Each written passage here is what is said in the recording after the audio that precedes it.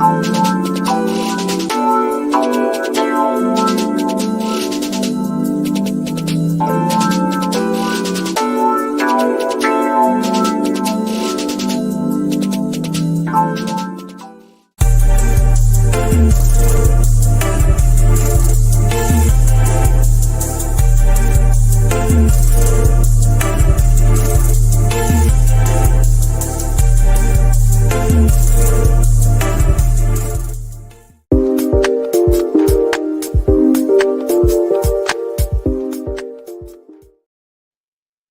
and welcome to another match reaction show on Football Talk Podcast. My name is Ozzie, and I'm your host for this evening. Not the result we expected, as Liverpool drew 2-2 against Arsenal. A game with mixed emotions for me, if I'm being honest with you. So, what we'll do today, we will review the game, and I will also present the player ratings. It's also a calling show, so if you'd like to come on the show and have your say, a link has been pinned in the live chat, so feel free to hit that link, and I will get you on the screen in due course. So, let's do a quick match review of today's encounter. In terms of the first half, I think Arsenal were probably the more aggressive team. They seem to have more of the possession, more on the front foot. Saka had an opportunity with a half volley that just went wide. Diaz then had a very simple chance, which I think he should have buried. In terms of the build-up, great play from Curtis Jones, who produced an exquisite through ball to Salah with the outside of his boot, and Salah manages to square it to Luis Diaz. Luis Diaz controls the ball, probably about 6 or 8 yards away from goal, smashes it hard, but with real no real direction, ends up hitting it straight at the keeper. Either corner, then definitely would have been a goal. But thankfully for Liverpool, we managed to get on the scoreline thanks to Cody Gakpo.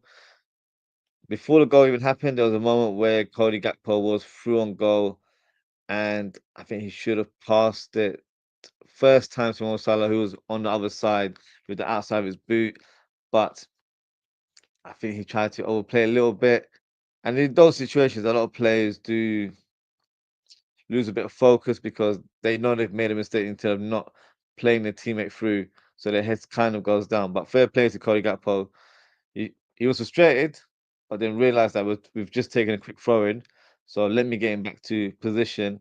Finding himself towards the near post. Robertson produces an exquisite pass from the left hand side, and Cody Gakpo nods the ball into the back of the net to give Liverpool the lead.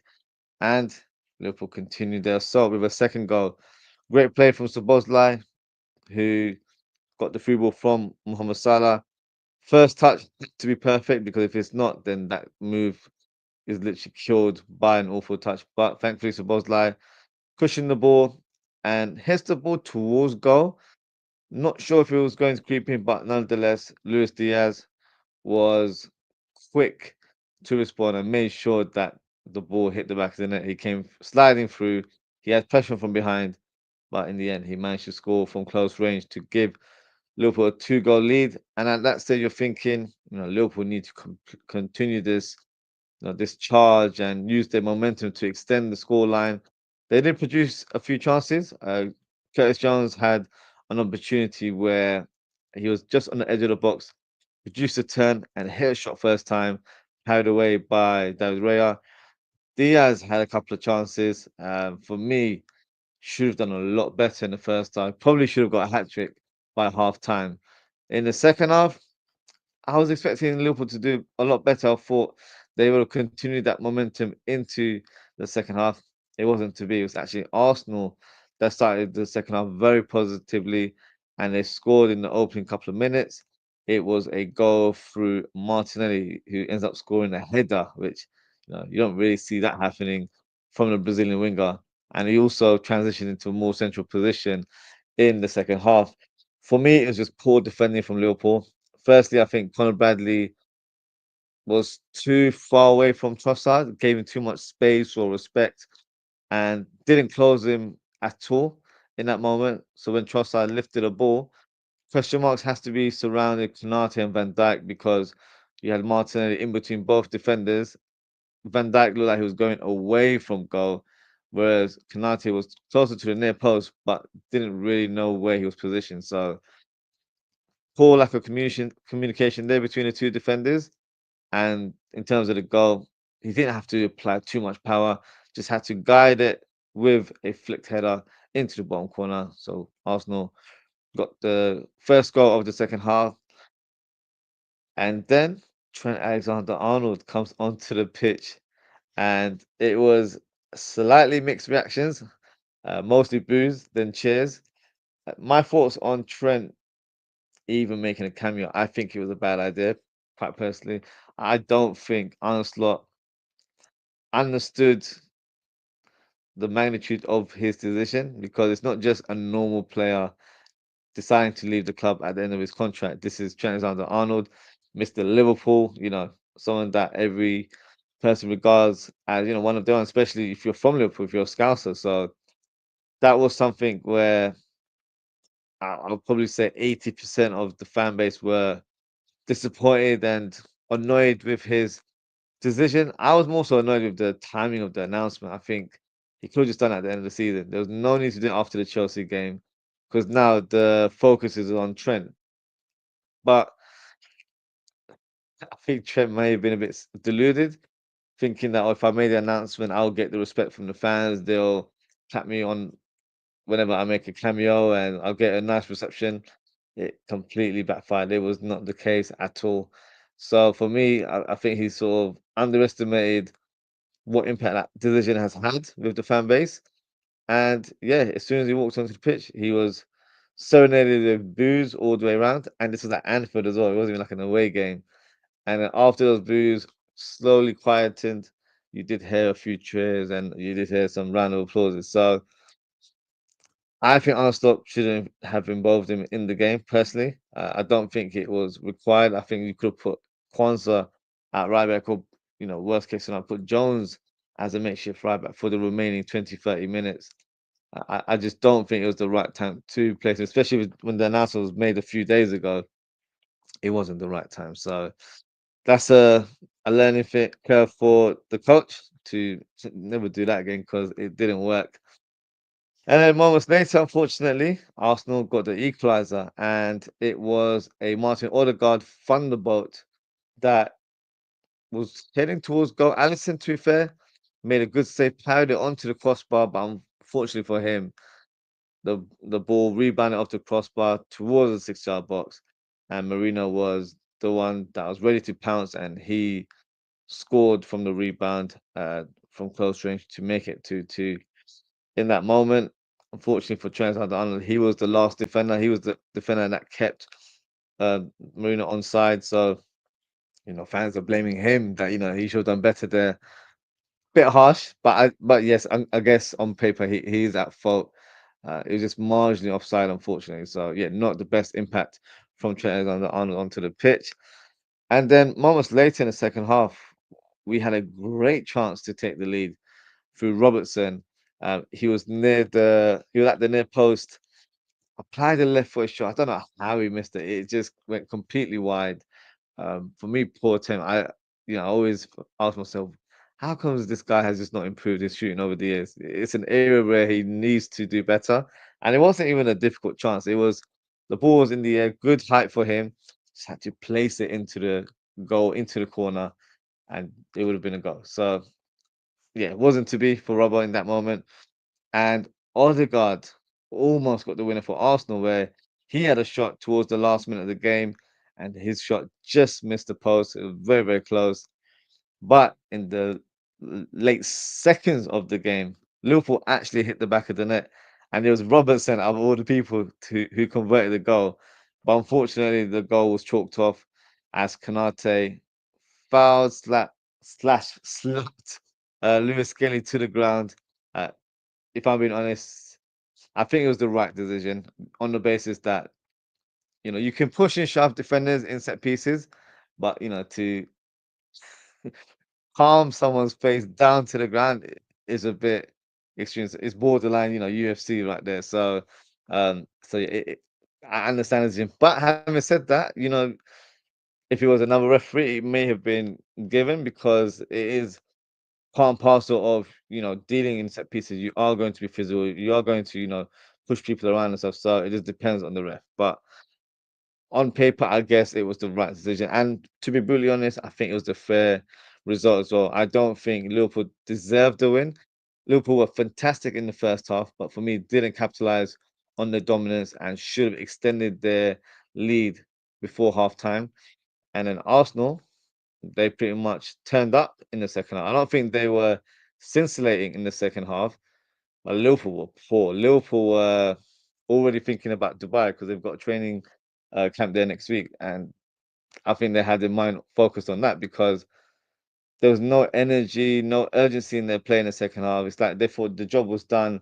At 2-0, the job's never done. Let's be honest. Any scoreline, any situation, it doesn't matter just because we've become champions that, we can take the foot off the gas a little bit.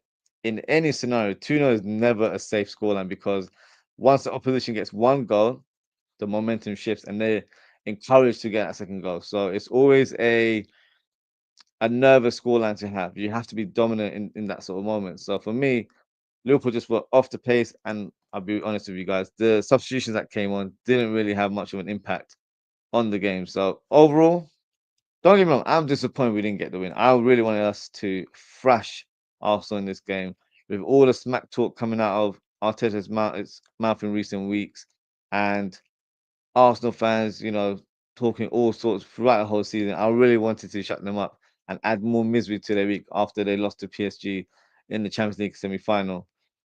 But it wasn't to be, and they will probably look at the positive and assume that because they got the points against the champion, they may feel like, you know what, we challenged them today. Next season, we're going to definitely overtake them, or if we address a few areas here and there, we'll be in a position to overtake them. So let the deluded be deluded in that situation there. But for me, a point, I guess, was the fair result. Some fans have even questioned the professionalism or the attitude or even the mentality of the coach and the team. I'll be honest with you guys, as frustrated I am with the result, I think that's a bit far fetched. We have become champions and we've done it so early that these games against Chelsea, Arsenal, and Tottenham, of course, Tottenham was the defining one for us, but Chelsea and Arsenal and Tottenham, these fixtures were regarded as banana skins for Liverpool in terms of the title race because the title race is normally, you know, concluded towards the end, uh, or it has been over there. It's been on the last day of the season in some cases. So that's what people were assuming. That's what people were thinking. Do you know what? Liverpool are going to have a tricky run of fixtures there. They might lose momentum or bottle it even. But that's not the case. We've been on top of our game. We've made sure that we've gained as many points as possible. And we won the title very early, one month in advance. So I think it's natural for teams to drop off a little bit because the adrenaline isn't as high. Doesn't matter how you prepare. The objective has been completed. The mission was to win the Premier League or to challenge for it. We've gone on to win the Premier League now. So these guys are human beings. I know we hold them with high regards, but they are human. So naturally, they're not mentally as driven as fixated to go all out in these games because the job's done. Job's done now. We just need to get through the games. We've got two more left, and then we can start celebrating after the Palace game. That's what we're worried about. We're more concerned about preparations for the celebrations and the parade and all of that sort of stuff. So I think the reaction from some fans online has been a bit over the top, in my opinion.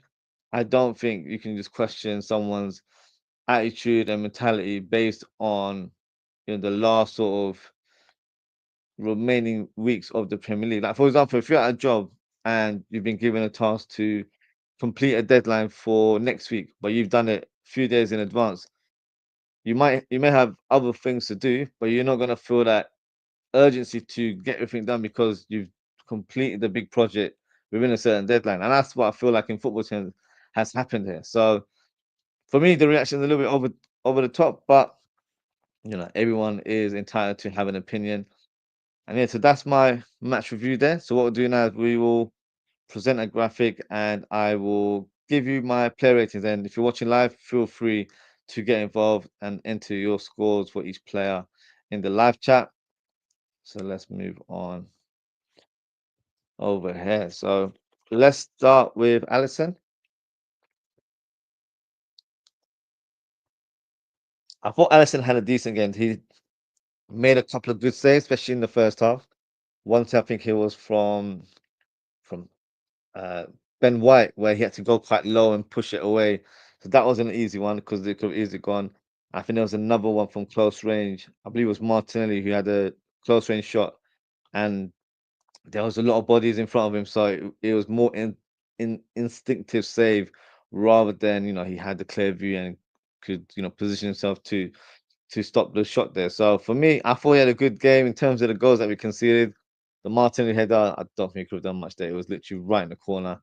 And the Marino one, a little bit unlucky because he did make the save from Odegaard's shot, which was a thunderbolt.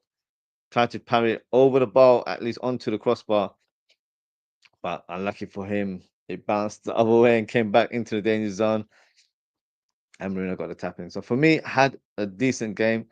He looked a bit sort of not pressured when he was on the ball, because sometimes I feel like with Allison, when he's a bit calm and collected, like he can come across as too laid back on and off the ball. So I feel like there was times where I feel like, oh, he should have passed a bit early because it could have easily have given the ball away there. But in general terms, I thought he had a decent game. So for Allison, I'm going to give him a 7 out of 10. Uh, Bradley, I thought he had a decent start to the game. Uh, Looked very energetic.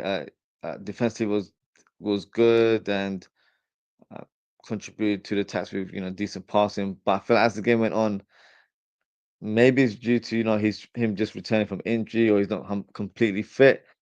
I feel like he looked less energetic and wasn't as focused as he was in the first half. And for me, the goal, I don't want to put blame on people, but I feel like he should have done better in terms of his marking there. He made a couple of reckless fouls as well. Number one being Lewis Skelly. And in one-on-one duels, I just don't feel like he was close enough to the player. Needs to be a lot tighter in marking a winger, and you've got to use your physical presence as well. Whether it's from aggression or your actual body weight, you've got to be very precise in terms of how you deal with a winger or a player on the byline, and you've got to make your presence known as well. So I don't feel like he did that enough today. But still, for me, had a good game. Is he the right back for us next season in terms of starting right back? Not for me. I would like us to sign another right back, and you have a new right back and Bradley competing for that role. I just don't think he's quite ready to make that step up. So for me, in terms of today's game, I'm going to give him a 6 out of 10. Konate for me had a solid game. I remember there was one moment where he was driving with the ball. Um, Passing range has definitely improved over the last few weeks. He's more confident on the ball, whether it's short or long passes. I definitely feel like he made his presence known. Um, the Martinelli goal, I don't want to say it was his fault, but because it went over him, I feel like positionally he just wasn't aware of where he was stood and maybe could have been a bit closer to Martinelli. But at the same time, Virgil van Dijk wasn't too far off as well. He looked like he was going away from goal, which is slightly strange. So maybe he thought Konate was going to head it away. So that's why he stepped up. But it was a poor goal to concede. But I thought generally he had a good game. So I'm going to give him a 7 out of 10. Uh, Van Dijk, I thought had apart from that first goal, I thought Van Dijk was very solid. Nothing really went past him. Passing was decent as well. So very, very strong performance. So I'm going to give him a 7.5, slightly lower than normal, only because we've conceded 2 goals. But I think from what he presented on the pitch, he produced a good account of himself. Robertson actually had a good game. I think in the first half he was one of our stand-up players. But in the second half, he started making a lot of wayward passes, um, and had a shot that he should have scored. He did actually score in the last second, but unfortunately was ruled out due to Konate dropping Lewis Kelly face down. And then to be fair, even Robertson had a moment like that early on where he pretty much choke slammed Saka to the ground as well. So our defenders were definitely on it today and very aggressive. But I thought Robertson showed a good account of himself today, so I'm going to give him a 7 out of 10. Gravenberg for me had a decent game, a good first half, but I feel like he was less involved as the game went on. Passing range, it was a little bit off in my opinion. That there was some passes where I feel like he wasn't picking the right options, and even the execution just didn't feel like it was as smooth and quick as he normally plays. So maybe that's fatigue catching up with him. But I thought he had a good performance. Nothing to suggest that he stood out for me in that manner. So I'm going to give him a 6 out of 10. And the same for Curtis Jones. I feel like there were parts of his game where, the through ball for the first Luis Diaz chance was exquisite. Lovely through ball. But then he did find, certain phases of the game a bit tricky where, he had to really, run around, use his energy to close people up. Arsenal got on the better side on some occasions. So for me, not a standout performance from Jones either, but decent accounts. So he also gets a 6 out of 10 for me. And so Bosley started the game off, I think, a little bit off because I think he lost out in the duel, got frustrated, made a foul as well. So opening 10 minutes, he seemed a bit of a frustrated character. But once he got the assist for Luis Diaz's goal, I feel like the confidence grew, and then he was definitely energetic. Passing was not at his best today, but I definitely feel like he was probably the better sort of midfielder on show today. I feel like he definitely made his presence. Some good passing here and there, just not as heavily involved as I would have liked him to have been. He had a couple of long shots, which pleased me because I've been screaming out all season that he needs to take more long shots. So a decent performance here. I'm going to give him a 7 out of 10 for today's game. Salah for me had a tricky afternoon. To be fair, I think he was really good in the first half. Lewis Skelly could not manage him. Lewis Skelly was pretty much his shadow, where he was just trying to hold on to him as much as possible, frustrated Salah, but Salah, he's world class. He's not going to let a young kid, ruffle his feathers in that way. He's going to keep going at him whenever possible. And he certainly did in the first half. Second half, I think in general the game, the way that we played as a team, we just kind of seemed a bit off the radar. Um, but he was the one that looked like he could make something happen. He was kind of the creative outlet that we needed. And there was a couple of occasions where I feel like maybe he should have gone for goal himself. And there was another occasion where he did a reverse pass. I think it was for Diaz, and it was the wrong option. He should have gone on to, I think it was Jones was on the other side, who was in a better position. So decision making was a little bit off towards the second half. But overall, I would say he had a good performance. So I'm going to give him a 6.5 out of 10. Gakpo for me wasn't as effective as he normally is in a Liverpool shirt. I feel like there were times in the game where he was very predictable in terms of the way he was running, and there was one moment where I remember him driving inside the box. Normally he'd cut in and then try and take a shot.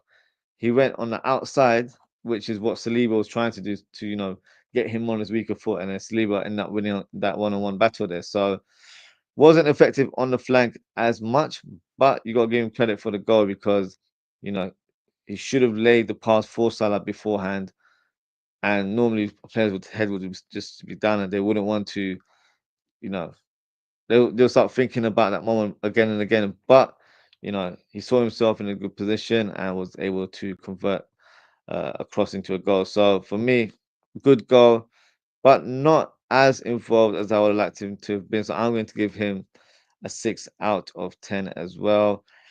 And Luis Diaz, he was in a lot of goal scoring opportunities, but I feel like he should have buried it. Honestly, he should have had a hat trick in the first half. But having said that, at least he's making the runs. He's finding himself in good positions. He was effective. His pressing definitely helped in terms of how he played in the first half. Just unlucky in terms of not having the shooting boots on, I guess. But the goal tapping, he was not going to miss that one. But I think generally speaking, he had a decent game. very energetic. Uh, so yeah, definitely was impressive today. Not impressive to a high standard, but out of the attackers, I feel like he was definitely the one that was capable of creating a goal scoring opportunity for himself. You know, if he's finishing or better, he'd be getting probably be man of the match today. I thought that's how good he was. The goals were just missing in terms of his account today. So I'm going to give him. I'll give him a 7 out of 10. I think he was just slightly better than Salah, but not too much to it. If I'm being honest with you. So that is my player ratings for the starting lineup. Feel free to drop a comment and let me know what you guys think. In terms of the man of the match, it's the player with the highest rating, which is Virgil van Dijk. So he is my man of the match today. So what we'll do now, before we close the show, I'll quickly add the subs and give you their player rating as well, and then I'll read some of the comments, and then we will close the show. So let's have a look. So we have. Try to remember who came on now. So Bradley came off for Trent. That's the easy one to remember. And then you had Nunes for Gakpo.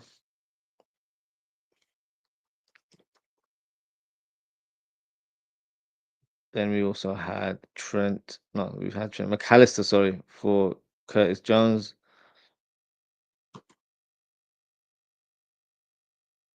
Then it was Jota for Diaz.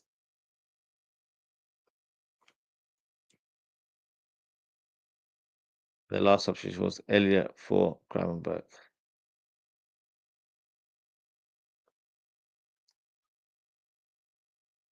Mm, there you go. So let's start with Trent. So I already spoke about earlier in terms of the reception. I think the initial reaction of him stepping onto the pitch and receiving boos, I think was justified because you've got to let the fans express themselves, and if they're not happy with a player, they have every right to do that. However, I think it was a little bit too much to boo him every time he touched the ball. Once the players stepped onto the pitch wearing the Liverpool shirt, he should get our support, regardless. I don't mean to, speak about specific players, but Darwin Nunes for me is a very frustrating player. But whenever he steps onto the pitch, he will get our support, whether I like him or not. It's a relevant matter. So I feel like in this situation where he's not been loyal, he's announced something that has definitely irked the fan base. But that's on him. He hasn't timed it very well. He should have just waited for the season to conclude. Maybe even done it after the parade. Because let's be honest, we all half expected him to leave the club and move on to join Real Madrid. So it wasn't a surprise. We weren't completely shocked by the announcement. It was more so the timing. Like, why have you just done it after the defeat against Chelsea? So that's on him. He seems to be a bit selfish and just think everything's about him. It's really not about him. And he thinks it is a little bit deluded to think that he's going to get a great reception because he's definitely not going to get that. There's a lot of fans that are really annoyed, really angry, and be calling him a rat, a snake, and all those kind of words under the sun. So you know, I think he's been a bit, you know, deluded or not come to reality to understand that everyone's not happy with your decision. We don't want you to go because we see you as one of our own and we feel like you are a fantastic player as well. So he's made his decision. I really hope he doesn't play any more games. I don't think it's wise to do that now because the feelings are public now. We're not happy with him, so no need to play someone that doesn't have a future at the club. He's made publicly clear. So we need to focus on ourselves, and that is to make sure our current squad are given some game time, and it gives us a bit of breathing space to rotate, but at the same time also see who could be a possible player for us in the future in the next season. Can certain players play in different roles? maybe experiment if we need to. I know it's not preseason, but I guess we might as well treat some of these games, the last two games, as preseason because there's no real importance to it now. We've got the title in the bag, so maybe use this to test some players and give the likes of Conor Bradley more minutes to see how he finds himself in the firing lineup, how he handles the pressure of playing, from the first minute. So that's going to be a learning curve. And also, we might have a couple of youngsters that can be embedded in on the last day of the season and let's give them some precious minutes as well, some Premier League experience. So this is a time for us to do that because we've won the title, we've done what we had to do. So that's very, very important. Um, so in terms of Trent, back to his performance, I actually don't think he did that bad. He was definitely, of course, the goal that Arsenal equalised. It was because of him in terms of positioning. It was made onside, but I think after that, he was the one that looked like had that creative spark, whipped in a good few crosses into the box. Um, there was one cross I think Jota and Nunes completely missed it, but I thought it was beautifully executed. So it was one of those ones where had some sort of impact, but I think the crowd reaction may have hindered it a little bit as well. So for his rating, may seem a bit high. I'm gonna give him a 6. I don't think he was. I think he had a decent cameo considering all the factors involved. So he gets a 6 for me. McAllister, I thought was really good when he came on. To see the quality, he was threading like forward passes which were lacking throughout the game. So direct in terms of the way he plays the game, very quick, very intelligent, um, and one of our best midfielders in the team, and can play in different roles. So in this game was rested, but that's all good, no problem there at all. So for him, I'm going to give him a 5.5 uh, out of 10. And Harvey Elliott for me wasn't as impactful. I remember he gave the ball away a couple of times. He had a shot that he should have done better with, to be fair. Went over the bar. Um, this kind of gives me question marks regarding his long-term future at the club because there's rumors suggesting that he could be leaving. He's been linked to a £40 million move to Wolverhampton, so that could be something on the card, especially if we're trying to sign certain players. If you believe the rumor mills, like Cherky, for me, that would be his replacement. I think Cherky is a better player as well, so it's going to be interesting to see what happens with Elliot. But yeah, not a great impact off the bench for me today, so he gets a 4 out of 10.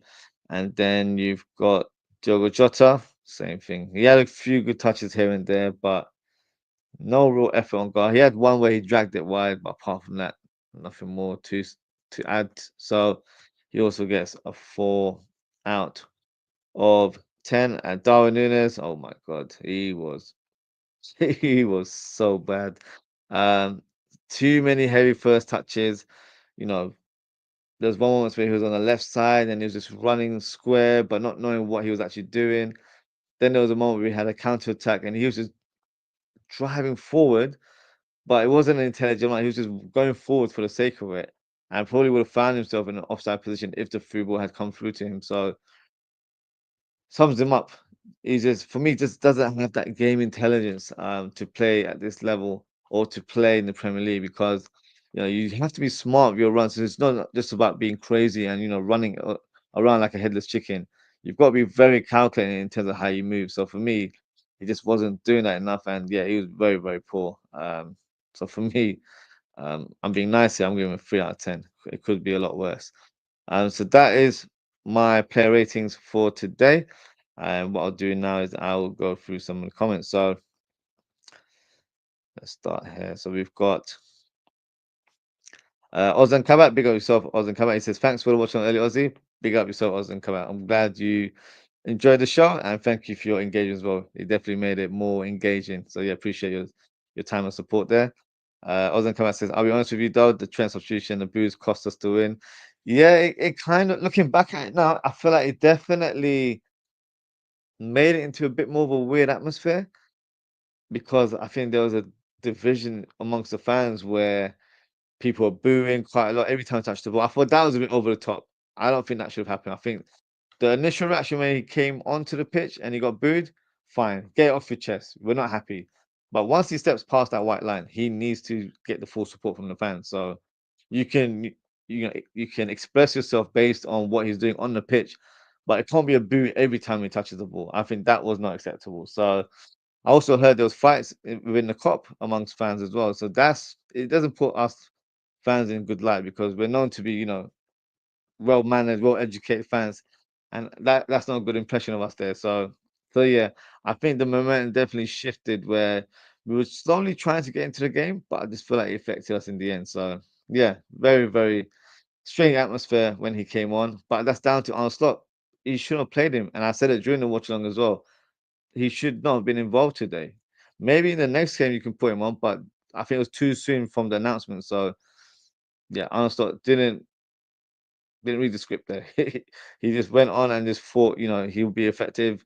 You've got to consider from a mental point of view, is he ready to step onto the pitch after the announcement he made? Because he would know there's a lot of scrutiny under his name now because fans aren't happy with the decision. So I think that was the wrong call to actually play him today. Ozan also said it sucked the life out of the squad. Then we can see the second goal. Yeah, I totally agree with that one. Um, Abdul says, hi, Ozzy and chat. Assalamu alaikum. Welcome salam to you, Abdul. He says, how are you? I'm doing good. I hope you're doing well today as well, Abdul. He said, Liverpool 2, Arsenal 2. First half was great. The second half was Arsenal. We need to improve in the second half. Like, comment, share, and subscribe. Totally agree. It was a game of two halves. We had the first half, and the second half, it was theirs. They didn't, outplay us or anything. They were just better on the ball and a bit more direct in terms of having a bit of purpose in terms of what they wanted to do on the ball. We were just a bit all over the place, to be fair. And this is his rating says so 7 for Bradley, sorry, 7 for Allison, Bradley 6.5, Kanate 6.5, VVD 7, Robertson 7, Groundback 7, Jones 6, Salah 7, Soboza 7, Gakpo 7.5, Diaz 7, McAllister 6, Trent 6, Nunes 6, Joseph 6, Elliot 6. I think you're very kind with some of the subs there, but yeah, big up yourself for your scores there. And I was like, do you see some Arsenal fans get offended over the Arteta banner? I haven't seen that, I need to check that out. Arsenal fans complain about everything, so yeah, don't let them, take too much of your focus there. That's overreaction sometimes. Um, Outcome fixtures: Brighton away, Palace home. And Keys are not on the bench. That's the crazy one because maybe he got like fifth appearance last week, and then Arsenal's like, yeah, you got job done, got your medal now. Like you can just get to the stands. I just feel like the rise on the Liverpool case. I don't think he'll be a Liverpool player next season, which is a shame because I do like him. Um, I thought maybe the second season would have been the one where he slowly gets embedded into the team and gets more game time. But yeah, I don't know. I don't know. But we'll see what the future holds for Chiesa.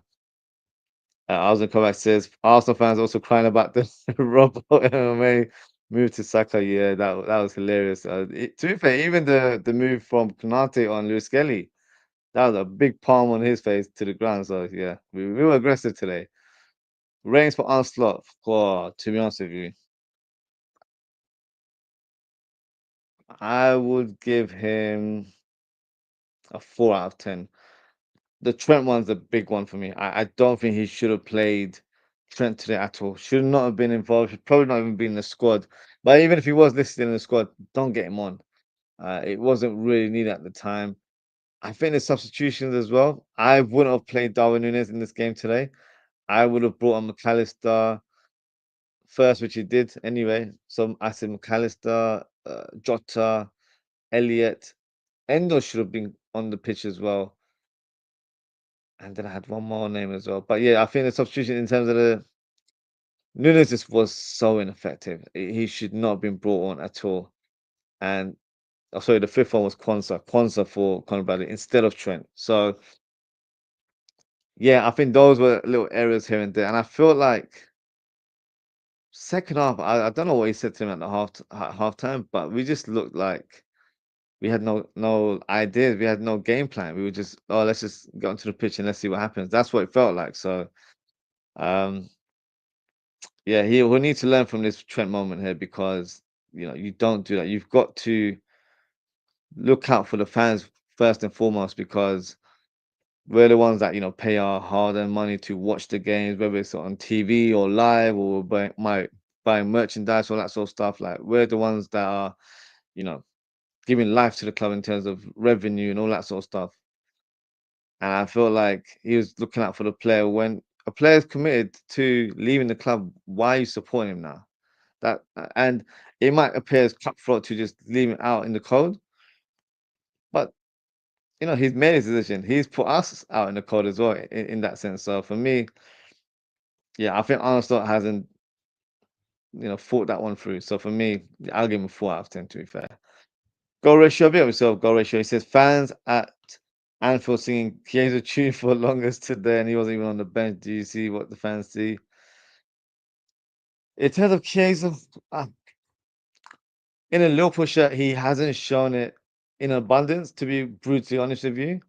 I think because of what we've seen him produce over the years for Juventus and Italy, we know there's a player there. When he's on top form, he's one of the best in the world. Like, and I'm not exaggerating. That was his level at one point. But I don't think that's the same player anymore. The injuries have definitely taking its toll on his body, and coming into a Premier League where everything is intense, whether it's training or whether it's playing on match day, it's a different level that you're playing. I'm not saying he's not a quality player, but I feel like he may be suited to play in a slower pace league. So a return to Serie A would make more sense because it would be his comfort zone. If you wanted to go elsewhere, maybe like a League A or La Liga, like that type of league would suit him as well. Um, I think for the fans as well, it's just that he's not been given a chance. So they want him to at least get some game time, especially with the season almost concluded and the game's not having too much importance. I feel like that's why the fans, just really want to see him on the pitch. And we might know subconsciously that it's probably a send off as well. We might not see him playing for Liverpool ever again. So that might be the reason as well. Abdul says if Bradley didn't get a yellow and go for a sliding tackle, Bradley wouldn't have been subbed off. I think he would have been subbed off at some point only because he's just returned from injury. But for me, I would have played Quansah at right back rather than bring on Trent Alexander-Arnold. That was my thinking earlier on. But yeah, Bradley, he needs to find that balance of when to be aggressive and when not to be aggressive in sort of one-on-one duels. When he took out Lewis Kelly, that wasn't really needed at the time. He just had to close the gap and try and block his path in that way. He didn't have to go sliding in that manner. So he's got a lot to learn. Let's be honest. Uncle Rose says, "Hey, bro, be on yourself, Uncle Rose. Thank you for your comment. Thank you for tuning in." Um, Ozzie said, "I wasn't happy about his performance today at all. I gave him a 6 out of 10. I think that might be low for some, or it might be too high. I'm not too sure, but he started the game all right, and then I felt like maybe the energy levels went low. I was just not impressed with his one-on-one duels. He handled Martinelli quite a bit in the first half, but then the Trossard, the assist for the Martinelli goal, he gave him too much space. Like Trossard was on the ball for about 5 6 seconds, and Conor Bradley was just like on the side trying to look at the ball, but he wasn't really tackling him. So that was what really frustrated me. So I don't think he was that great, to be honest with you. Abdul says, "Hi, Ozzy, Roz, come back, yeah, Russia, and chat how you're doing. Big up yourself, Abdul, as always." And Ozan come back saying, "Big up to him." Ozan come back saying, "Counting down the days to Crystal Palace, man. When we lift the trophy, yeah, I think we all are. We all are. We're just waiting for that time to come now, so we can just enjoy the celebrations and yeah, conclude the season in the right way, which is, of course, as Premier League champions." Abdul saying, "What is Nunes' in game, bro? His actions appear to consist primarily of running, fouling over, bad touch. He doesn't know what he's doing. He's clueless." You're not wrong, Abdul. I've been saying this for a very, very long time. And this is what confuses me about some sections of our fan base because when he comes on to the pitch, they're cheering his name and, you know, not, I wouldn't say, I don't think he is, but for some fans, he's like a cult hero because he gets this unconditional love and support from some fans. I don't see it, and it's because they see him running around and giving it his all, but he's not doing it with intelligence. That's my problem there. He's a headless chicken just running around, and in some parts it's good, or in some positions good. Like when you're number nine, I don't expect you to run around in that kind of manner. I want you to run on the channels to exploit space and create space for your teammates as well, not just running around and causing chaos because with you doing that, you've messed up the game plan or the positional sense for other players because you've occupied an area where you shouldn't be. Like if you've gone to the left side, where's the left winger going to go? He's going to go inside, but then you've just confused the whole dynamics on that side. So for me, he's just not suited for the Premier League because it's played at an intense speed. Just because he runs around aggressive doesn't mean he matches the intensity of the game. It hasn't aligned, and it hasn't over the last few years. So for me, the writing's on the wall. He will be leaving the club this summer. Players that may be sold, according to Abdul. So he's saying Kelleher. I agree with Kelleher will leave. I think it's the right time for him to go. Gomez, I wouldn't want to sell Gomez personally, but let's see. Simicast, possibly. If we're going to get left back, then we need to make space for left back. Trent, yeah, that's that's already confirmed more or less. Endo, I would like Endo to stay, but you never know. I think Endo just gives you that assurance in midfield. If you've got injuries or you need someone reliable to come in and be an aggressive presence in that midfield, I feel like he's the guy. And I don't mind him being like a fourth or fifth choice midfielder. And I feel like he'll accept that role as well. So for me, you need to have these kind of characters who are professional in training, but they give it their all on the pitch when they were called upon. So for me, I would like him to stay, but you never know. McConnell, maybe a loan move would be the a wise decision for him because I do feel like there's a talented player there. I just feel like he's not physically developed yet. So playing maybe in the championship will do him good. Morton, he's pretty much gone. He's out the door. Elliot looks like he's leaving. Chiesa, fortunately, yes, I think he's leaving as well. Nunes, yeah, he's definitely leaving. Jota, 50-50. It will depend if we get a big bid, but I don't think the club will force him out to leave. Like they wouldn't give that energy to suggest that look, you're surplus to requirements. I think if we get an offer, then that'll be where discussions will take place. Doak, I think he's a player that's going to get a lot of interest. So I think we can. I know this might sound crazy, but I think we can get 20, 30 million for him because there was a interest from Palace in January where they were willing to pay 30 million, but we weren't willing to do business at the time. So they could definitely come back and make that same or similar offer again. So yeah, I can see Doc leaving. Titch, I can see him returning, to be fair, and being one of our midfield options. So we don't have to spend, for every position, might as well bring one or two players. He's having a good spell at Las Palmas as well. So, they're calling him the next Busquets there, which is always a little bit over the top. But I do feel like there's a player that has decent ability. I wouldn't say he's top level, but could be a good squad player for us if needed in terms of cup games and all that sort of stuff. Phillips, yeah, that guy's gone. Still can't believe he's still on the books. To be fair, Ramsey, yep, gone. Williams gone. McConnell, I think you already mentioned him earlier. Yeah, he's going to go on loan. Scanlon will probably continue to play with our under 21s and maybe a loan move down the line. Dance, I think we should loan him out. Yeah, but I think continue under 21s and Nalo, same thing as well. I was saying we need a left back, right back, centre back, defensive mid, and a number 9. Yeah, I told you I'll probably add one more. I'll probably add a attacking mid that can play right wing, that like a Turkey. I'm probably gonna mention his name quite a bit in the summer. So yeah, we'll have to get used to that. Goresh said, "We fans live in the moment. I suggest you go back and watch the highlights of the PSV game and decide who was clutch for LFC in that game, even though we lost. I'll have a look. But if that's in regards to Chiesa, he hasn't done much other than that, in my opinion. So one game doesn't justify someone's future at the club.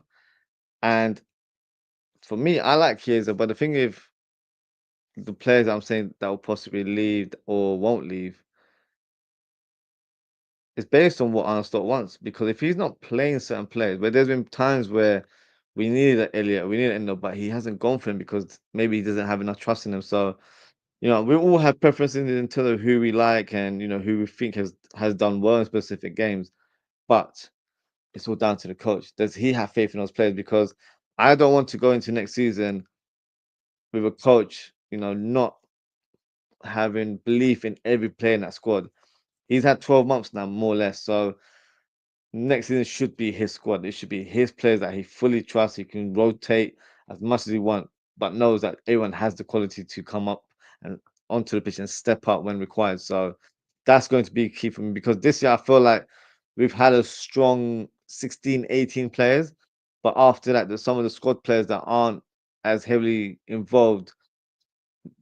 They've only been used if we have no option but to actually add them to a squad, and that's not what you want. You want to have a 24, 25 man squad where everyone is of good quality and everyone's going to contribute and the coach has complete faith in them. So for me, that should be the goal and objective for setting up our new squad for next season.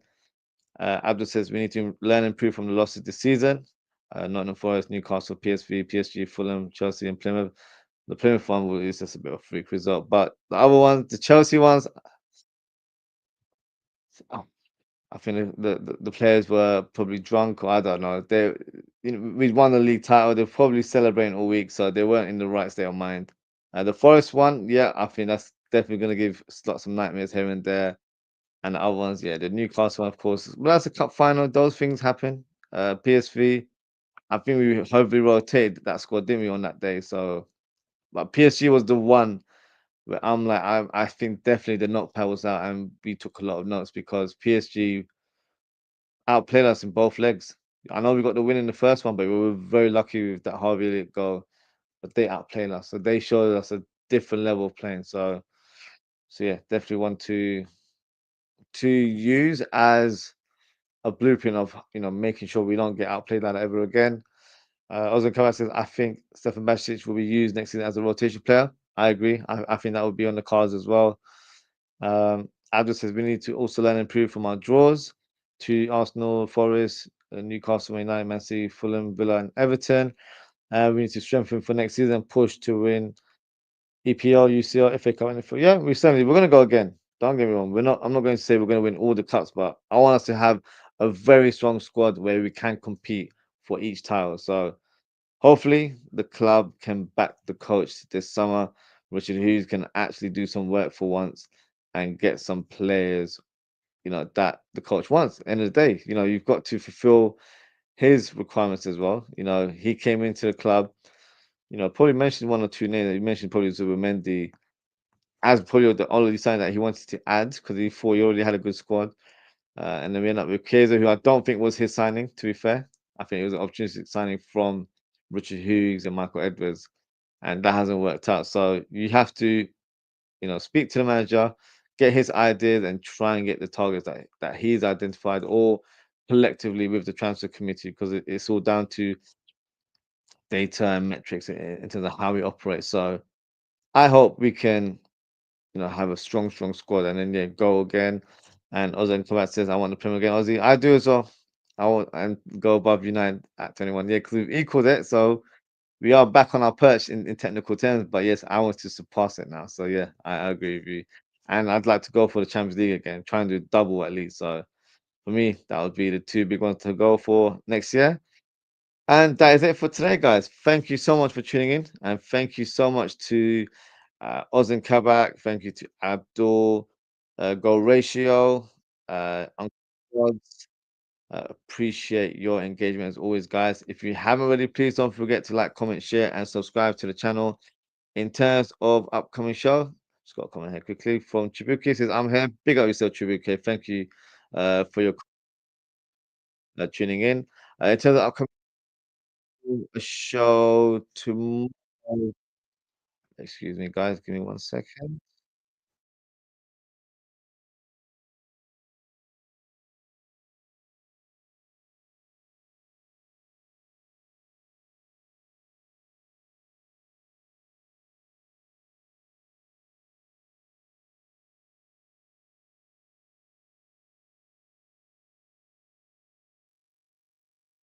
So yeah, apologies. Yes, I'll be doing a Premier League review show tomorrow. It will probably start at 11 p.m. So that'll be the show to look out for. So make sure you hit your notification bell. And that is it for today, guys. Thank you so much for tuning. Take care, stay safe, and I'll just speak with you all very, very soon. Goodbye.